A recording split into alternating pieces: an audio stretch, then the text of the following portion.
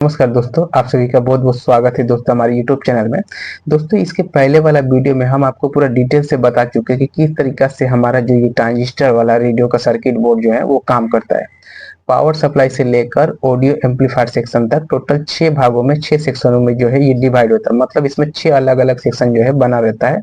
6 सेक्शनों से हमारा रेडियो का फ्रिक्वेंसी गुजरने के बाद स्पीकर तक पहुंचता है। उसके बाद ही जो है हम स्पीकर से गाना सुन पाते हैं। इसके बारे में हम जो है डिटेल से आपको पहला वीडियो में बता चुके हैं। जब इसमें पावर देते हैं तो इसका जो सर्किट है, इसका जो कंपोनेंट है, ये एक्टिव हो जाता है, ऑन हो जाता है। ऑन होने के बाद क्या होता है, इसमें जो हमारा फेराइड और एंटीना होता है या लोकल फ्रिक्वेंसी को पकड़ने के लिए, एफएम का सिग्नल को पकड़ने के लिए हमारा तार वाला जो एंटीना होता है वो जो है एक्टिव हो जाता है, काम करना चालू करता है। वो रेडियो को सिग्नल को पकड़ता है, उसके बाद मिक्स ऑसिलेटर में भेजता है। मिक्स ऑसिलेटर में उसको इंटरमीडिएट फ्रिक्वेंसी मतलब नया सिग्नल में बदला जाता है। उसके बाद इंटरमीडिएट फ्रिक्वेंसी सिग्नल को एम्पलीफाई किया जाता है।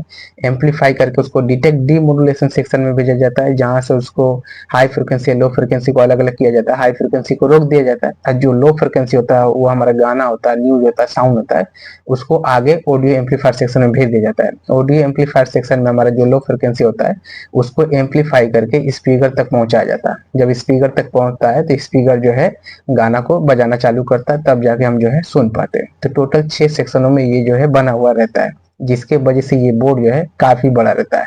लेकिन ये जो छोटा सा रेडियो का रिसीवर देख रहे हैं, जैसे हमारा 6 सेक्शन में इसमें बना हुआ रहता है, 6 अलग अलग सेक्शन, जिसके वजह से ये काफी बड़ा होता है।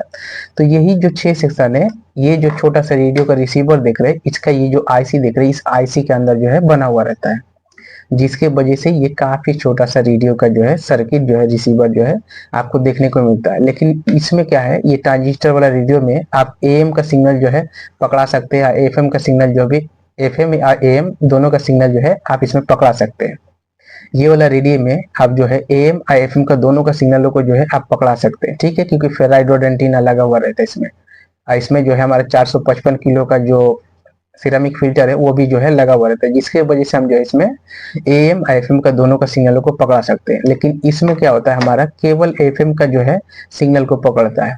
जो लोकल हमारे राज्य से, जो राज्य में जो रेडियो का स्टेशन होता है, वहां से जो रेडियो का सिग्नल को प्रसारित किया जाता है, ट्रांसमिट किया जाता है आकाश में, उसी का सिग्नल को केवल ये पकड़ सकता है। एएम का सिग्नल को ये जो है नहीं पकड़ पाएगा। हमारे राज्य का बाहर का जो दूसरा राज्य है, जैसे समझ लीजिए आप बिहार में है, बिहार के बाहर उड़ीसा है या कोलकाता है, या आप कोलकाता में या दिल्ली का आप या मुंबई का आप रेडियो सुनना चाहते हैं, तो ऐसे एएम का हमारा इसमें जो है कनेक्शन नहीं होता है, जिसके वजह से हम जो है बाहर का कोई भी सिग्नल नहीं सुन सकते। केवल हम जिस राज्य में रहेंगे उस राज्य से प्रसारित, उस राज्य से जो गाना, ऑडियो या जो इंटरटेनमेंट प्रसारित किया जाता है, ट्रांसमिट किया जाता है, वही केवल जो है हम इसमें सुन पाएंगे, ठीक है। तो इस वीडियो में दोस्तों इसका वायरिंग के बारे में हम बताएंगे, किस तरीके से इसको वायरिंग करना है और किस तरीके से वायरिंग करके जो है इसको चलाना है, ठीक है। लेकिन देखिए दोस्तों, इसको वायरिंग करने में केवल 1 मिनट लगेगा। वायरिंग करके हम दिखा देंगे, आप जो है इसको वायरिंग कर लेंगे इस आईसी का नंबर देख के, ठीक है।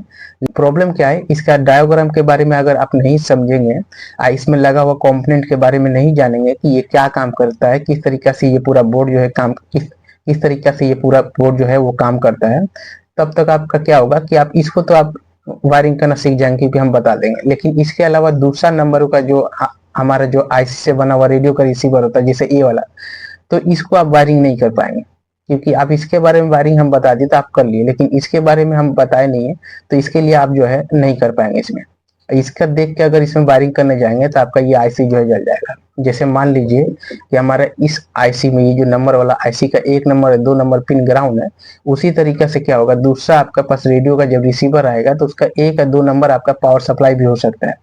तो ऐसे में क्या होगा कि आप ग्राउंड इधर जोड़ देंगे, पावर सप्लाई कहीं और जोड़ देंगे, तो जिससे आपका ये आईसी जो है खराब हो जाएगा, ठीक है।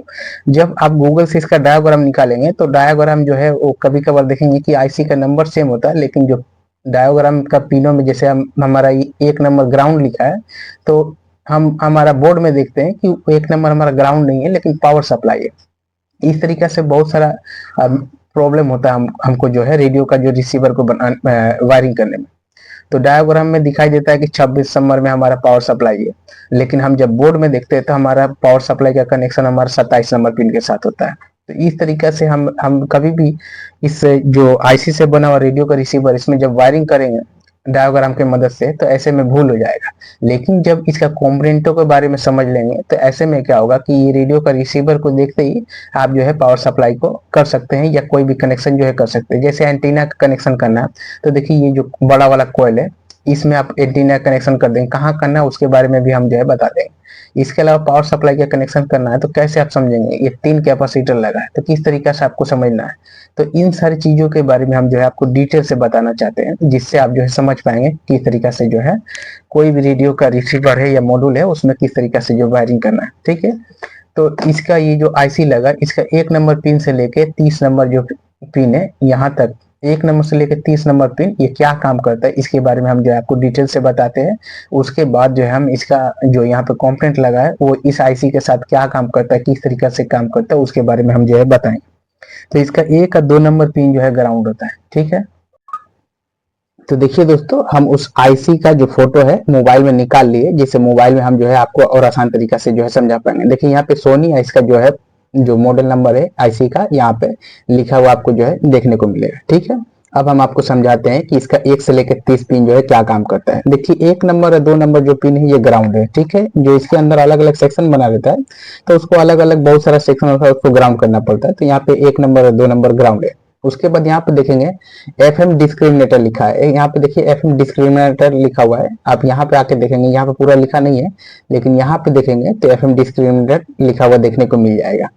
ये क्या काम करता है, एफएम का जो एंटीना हमारा सिग्नल पकड़ता है, जैसे हमारा रेडियो को चालू करते हैं, जैसे हमारा तार वाला एंटीना होता है, ये देखिए ये जो तार वाला एंटीना जब हम जोड़ते हैं यहाँ पे अगर दिखाएंगे, ये देखिए इसके अंदर जो है ये एंटीना यहाँ से जुड़ा हुआ आपको देखने को मिलेगा। ये देखिए ये एंटीना है जो हमारा इस छोटा सा सर्किट के साथ कनेक्ट रहता है। ये जो छोटा सा रेडियो का रिसीवर देख रहे हैं इसी के साथ जो है कनेक्ट रहता है। ठीक है, ये एंटीना जब हमारा एफएम का सिग्नल को पकड़ता है, जब हमारा जो एफएम का सिग्नल होता है वायुमंडल में आकाश में उस एफएम का सिग्नल को पकड़ता है, तो उसमें से जो ऑडियो सिग्नल होता है, हमारा जो ऑडियो सिग्नल होता है, जैसे हमारा एंटीना एफएम का सिग्नल को पकड़ता है, जैसे हमारे राज्य से, क्योंकि जो एफएम का सिग्नल होता है वो हमारे राज्य, जिस राज्य में रहते हैं उसी राज्य से उसको जो है प्रसारण किया जाता है, ट्रांसमिट किया जाता है। ठीक है, तो एफएम का एंटीना जिस सिग्नल को पकड़ता है उसमें से ऑडियो को निकालने का काम जो है करता है।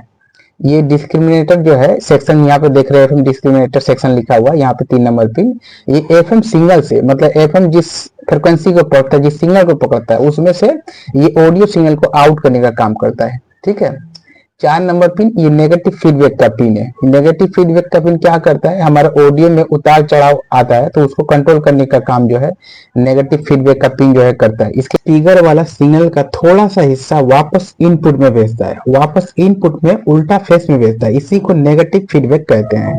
अगर आवाज टूट रही हो या हर्ष लग रही हो तो नेगेटिव फीडबैक उसको स्मूथ बना देता है। ये नेगेटिव फीडबैक वाला पिन नॉइस को कम करता है, साउंड को क्लियर और नेचुरल जो है स्पीकर से आउट करता है। इसका यही काम है। स्पीकर में जब हमिंग आता है या कोई शोर शराबा आता है तो उसको जो है ये फीडबैक देके इनपुट स्टेज को ये क्या करता है, इनपुट स्टेज को फीडबैक देता है। अब फीडबैक देके जो नॉइस होता है, जो हमिंग होता है उसको कम करने का काम जो है ये नेगेटिव फीडबैक का करता है। 5 नंबर पिन ये वॉल्यूम को एडजस्ट करने के लिए होता है। हम इसमें वॉल्यूम कंट्रोल जोड़ के वॉल्यूम को बढ़ा या कमा सकते हैं। ठीक है, ये देखिए यहाँ पे एएम ऑसिलेटर लिखा है। एएम ऑसिलेटर क्या करता है, ये जो है फ्रिक्वेंसी जनरेट करने का काम करता है। ये फ्रिक्वेंसी को जनरेट करता है। ये किस तरीके से करता है इसके बारे में समझाते हैं। देखिए यहाँ पे एएम ऑसिलेटर लिखा है।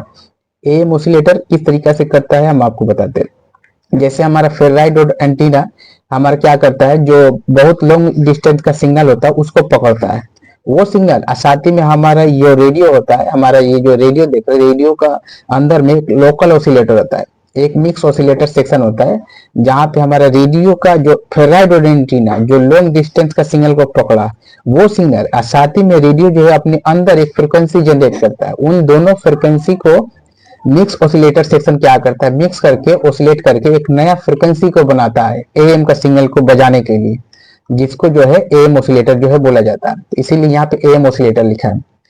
एक्चुअली में ये करता क्या है कि जो हमारा दूर का जो सिग्नल होता है ये अपना फेराइड एंटीना से पकड़ता है वो सिग्नल, और साथ ही में रेडियो जो अपने अंदर एक फ्रिक्वेंसी जनरेट करता है वो सिग्नल, उन दोनों को मिक्स ऑसिलेटर सेक्शन जो होता है रेडियो के अंदर में, उन दोनों को मिलाकर एक अलग तरह का फ्रिक्वेंसी जनरेट करता है जिसको इंटरमीडिएट फ्रिक्वेंसी बोला जाता है।